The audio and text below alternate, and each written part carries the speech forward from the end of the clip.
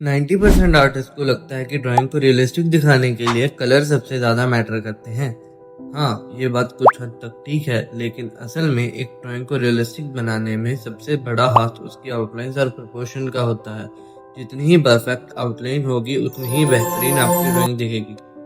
आगे बढ़ने से पहले आप लोगों को एक बहुत बड़ा थैंक यू, क्योंकि सिर्फ 64 वीडियोस में आपने हमारे 1200 सब्सक्राइबर कंप्लीट करवा दिए। मैं पिछले 4 साल से मेहनत कर रहा हूँ एंड लगभग 20-25 चैनल डेड होने के बाद ये चैनल मेरा फाइनली सक्सीड हुआ है। अपना सपोर्ट ऐसे ही बनाए रखना। इस वीडियो को एक बार पूरा वॉच कर लेना एंड अगर अच्छी लगे तो एक लाइक एंड शेयर जरूर करना। ग्रिड बनाने के लिए सबसे पहले आपको एक ग्रिड ऐप डाउनलोड करना है एंड उसके बाद आपको फिर जो भी साइज सेलेक्ट करना है वो यहाँ से सेलेक्ट कर लेना एंड फिर एक फ़ोटो लेकर उसे अच्छे से क्रॉप कर लेना जितनी आपको चाहिए। एंड फिर टॉप लेफ्ट में 3 डॉट का ऑप्शन आएगा, 3 लाइंस आएंगी, उस पर साइज ग्रिड का साइज सिलेक्ट करना है आपको 20 मिलीमीटर। इससे आपके 2-2 सेंटीमीटर की ग्रिड बन जाएंगी। अगर आपको डायगोनल चाहिए तो यहाँ से डायगोनल ग्रिड भी रख सकते हो।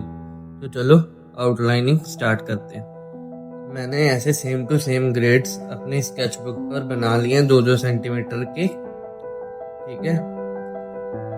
एंड ऐसे ही आपको फोटो में एक एक बॉक्स को देखते हुए वहाँ पे नंबरिंग आ जाएगी, वैसे ही आपको नंबरिंग कर लेनी है एंड एक एक बॉक्स को देखते हुए आउटलाइन बनानी है।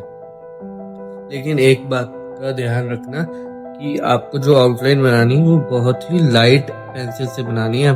ज़्यादा प्रेशर मत लगाना एंड ज़्यादा डार्क ग्रेड की पेंसिल भी मत यूज़ करना, क्योंकि उससे फिर आउटलाइंस डार्क बन जाएंगी एंड फिर आपको बाद में इरेज करने में दिक्कत होगी एंड फिर वो चीज़ आपकी शेडिंग में दिखेगी। एंड अगर इससे भी आपकी परफेक्ट आउटलाइन नहीं बन रही तो आप डायगोनल ग्रेड्स का यूज कर सकते हो। एंड जो लोग इसे ट्राई कर चुके हैं उनके लिए मैं बता दूं कि आप इससे फ्री हैंड पर भी शिफ्ट हो सकते हो।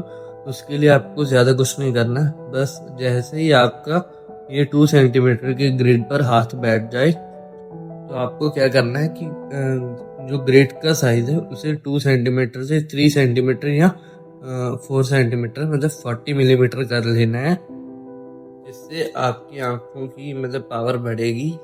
पावर इन द सेंस कि आप फ्री हैंड मतलब अपने हिसाब से देख के ड्रॉ कर पाओगे। और ऐसे ही आपको साइज इंक्रीज करते जाना है और एक पॉइंट आएगा कि आपको ग्रिड्स की ज़रूरत नहीं पड़ेगी एंड आप फ्री हैंड सब चीज़ ड्रॉ कर पाओगे। लेकिन ग्रिड मेथड एक सेफ मेथड होता है। मोस्टली आर्टिस्ट इसे यूज़ करते हैं कमीशन ड्राइंग बनाने के लिए।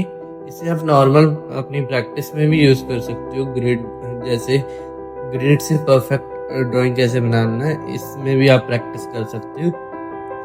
एंड हाँ, जो गुरु गोबिंद सिंह जी की जो कलगी है, यहाँ से जो गोल्ड का पार्ट है, इसमें भी आपको एकदम परफेक्ट डिटेल ड्रॉ करने की कोई ज़रूरत नहीं है। आप अपने हिसाब से डिटेल्स ऐड कर सकते हो।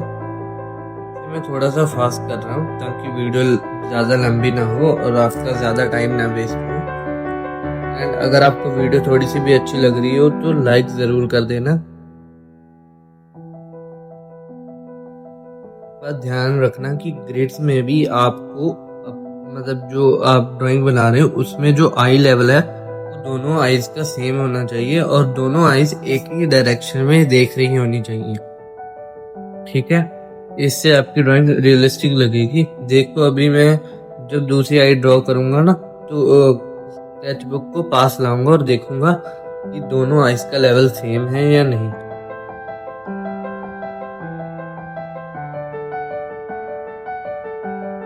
ड्राइंग के कुछ कुछ एरियाज में शेड कर सकते हो, इससे आपको मतलब समझने में आसानी होती है ड्राइंग को एंड फिर आप कलरिंग के वक्त उसे अच्छे से कलर कर पाते हो।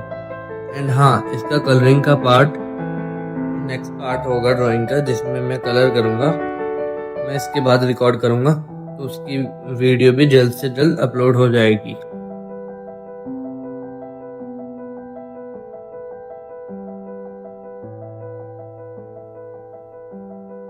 एंड आउटलाइन के वक्त भी आपको ये बात का ध्यान रखना है कि जो मुस्टैच होती हैं या जो बियर्ड होती है उसमें आपको एक एक बार ड्रॉ करने की ज़रूरत नहीं है। बस आपको हेयर्स की डायरेक्शन को फॉलो करना है कि किस डायरेक्शन में हेयर्स जा रहे हैं। और हाँ, यहाँ पर मुझसे एक गलती होती है कि जो नीचे वाला लिप्स है ना गुरु गोबिंद सिंह जी का, उसे मैं ज़्यादा मोटा बना देता हूँ, लेकिन इसे मैं एंड में ठीक कर दूंगा। जो गुरु गोबिंद सिंह जी की राइट साइड पर बियर्ड है ना, उस पर लाइट पड़ रही है एंड उस पर जो हेयर्स हैं उसमें वेव्स हैं, तो उसके लिए मैंने हेयर्स ड्रॉ किए हैं। जबकि लेफ्ट साइड पर हेयर्स अच्छे से विजिबल नहीं है, मतलब पूरे डार्क हेयर्स हैं, तो वहाँ पर मैंने HB पेंसिल से सिर्फ शेडिंग ही कर दी आउटलाइन में। अगर आपको शेडिंग नहीं करनी तो मत करना, लेकिन इससे बाद में जब हम कलर करते हैं या ग्रेफाइट से शेड करते हैं तो उसमें आसानी होती है हमें वैल्यूज को समझने में। बियर्ड को शेड करने के बाद मैं नेक में शिफ्ट करूंगा, मतलब नेक के एरिया में मैं शेडिंग नहीं करूंगा, मैं शेडिंग एंड में कर दूंगा, सिर्फ ये डिफाइन करने के लिए कि कितनी डार्क वैल्यू है और कितनी लाइट वैल्यू है। अभी सिर्फ मैं आउटलाइंस पर ध्यान दे रहा हूँ कि आउटलाइंस परफेक्ट हो, क्योंकि आउटलाइंस ही हमारी रियलिस्टिक ड्राइंग का बेस होती है। इसी से ही हमारी रियलिस्टिक ड्राइंग की स्टार्टिंग होती है। एंड हाँ, ये गलती मैंने बहुत नोटिस की है कि जो भी बिगिनर आर्टिस्ट होते हैं वो जो मोतियों की माला होती है ना, उसमें ऐसे गोल गोल डॉट्स ड्रॉ कर देते हैं, लेकिन आपको ऐसा बिल्कुल भी नहीं करना है, क्योंकि ये जो माला होती है ये 3D फॉर्म में होती है। तो जो आगे वाले मोती होते हैं तो वो पीछे वाले मोतियों को थोड़ा कवर करते हैं, जिससे पीछे वाले मोती ढक जाते हैं और इसी से मोतियों की माला की 3D फॉर्म नजर आती है। तो इस बात का ध्यान रखना, आपको पूरा मोती नहीं ड्रॉ करना है, मतलब पूरा गोल सर्कल नहीं बनाना है, आपको आधा मोती ड्रॉ करना है, मतलब जितना विजिबल हो उतना ही आपको ड्रॉ करना है, इस बात का ध्यान रखना। एंड हाँ, इनके जो कॉलर्स हैं गुरु गोबिंद सिंह जी के, उसमें मैंने जो डिटेल्स हैं उसे पूरा अच्छे से, मतलब सेम टू सेम बनाने की कोशिश की है। हाँ, इस कॉलर में मैं शेड नहीं करूँगा क्योंकि इसमें डिटेल्स ज़्यादा हैं। अगर मैं शेड करूँगा और हल्की सी भी वो ब्लेंड हो गई तो डिटेल्स मिटने का डर है।